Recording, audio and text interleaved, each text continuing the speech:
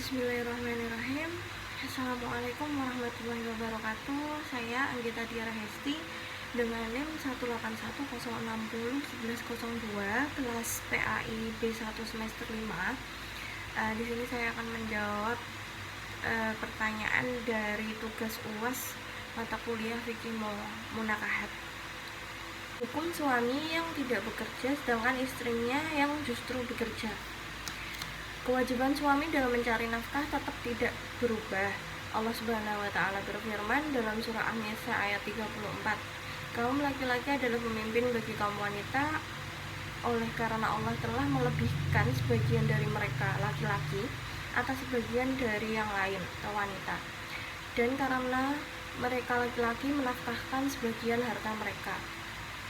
Kemudian referensi yang kedua yaitu Rasulullah Shallallahu Alaihi Wasallam bersabda, cukuplah seseorang itu dikatakan berdosa jika menahan makan atau upah dan sebagainya dari orang yang menjadi tanggungannya. Hadis riwayat Muslim.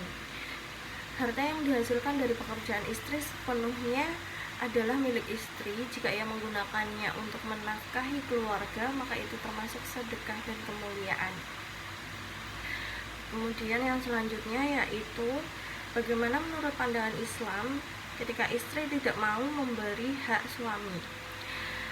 Perlu diketahui, melayani suami itu merupakan kewajiban utama seorang istri yang tidak boleh ditinggalkan.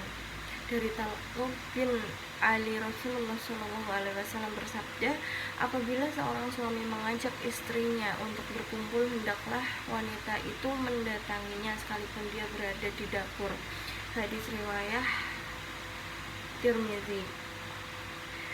Hadis di atas mengartikan bahwa seorang istri wajib melayani suami bila suami memintanya meski saat itu ia sedang ada pekerjaan lain.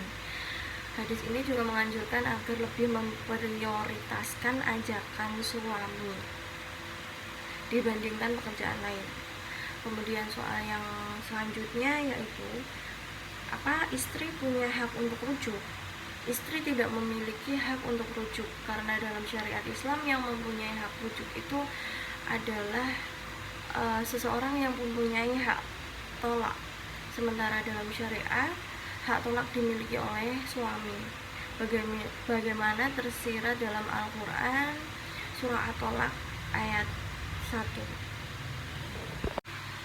Yaitu, wahai Nabi, apabila kamu menceraikan istri-istrimu, maka hendaklah kamu menceraikan mereka pada waktu mereka dapat menghadapi iddahnya yang wajar, dan hitunglah waktu iddah itu serta bertawakallah kepada Allah Tuhanmu. Janganlah kamu keluarkan mereka dari rumahnya dan janganlah diizinkan keluar kecuali jika mereka mengerjakan perbuatan keji yang jelas. Itulah hukum-hukum Allah. Dan barang siapa yang melanggar hukum-hukum Allah, maka sungguh ia telah berbuat zalim kepada dirinya sendiri. Kamu tidak mengetahui barangkali setelah itu Allah menghendakkan sesuatu ketentuan yang baru. Untuk soal yang selanjutnya yaitu keempat, bagaimana hukumnya seorang suami yang telah menjatuhkan talak pada istrinya tapi dia melakukan hubungan suami istri dengan istrinya tersebut pada masa iddah.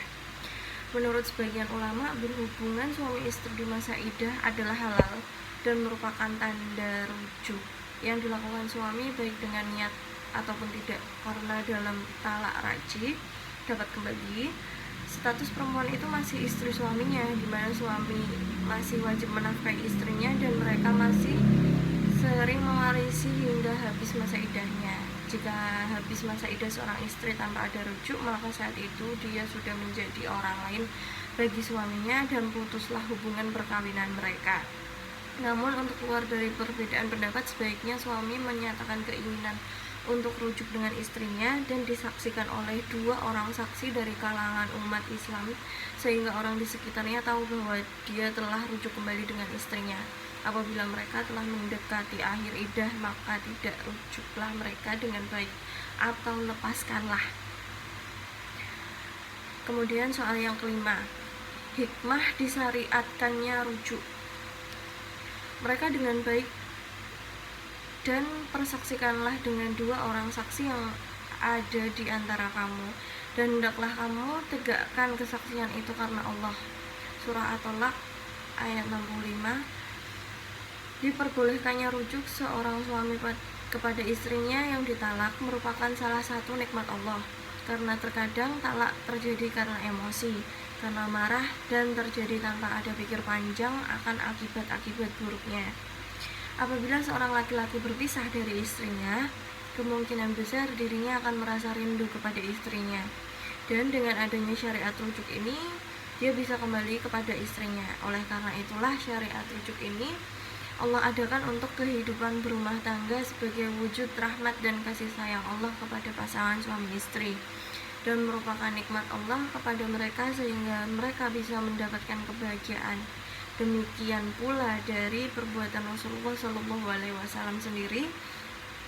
Beliau pernah merujuk Hafsah yang telah dicerai sebelumnya, sebagaimana disebutkan dalam hadis Umar bin Khattab radhiyallahu an, bahwa Rasulullah SAW mentalak Hafsah, kemudian beliau merujuknya kembali. Soal terakhir yang keenam saya ambil dari soal nomor 7 yang Bapak berikan, yaitu hukum istri, apakah istri boleh mengajukan talak. Saya ambil referensi dari hadis Malik nomor 1034, telah menceritakan kepadaku Yahya dari Malik dari Nail bahwa Rubai binti Muawwad bin Afra dan pamannya menemui Abdullah bin Umar dan mengabarkan kepadanya bahwa ia pernah minta khulu, cerai kepada suaminya pada masa Khalifah Utsman bin Affan. Hal itu sampai kepada Utsman dan ia tidak mengingkarinya. Abdullah bin Umar berkata, iddahnya seperti iddah wanita yang ditalak. Wabillahi taufiq wal hidayah. Wassalamualaikum warahmatullahi wabarakatuh.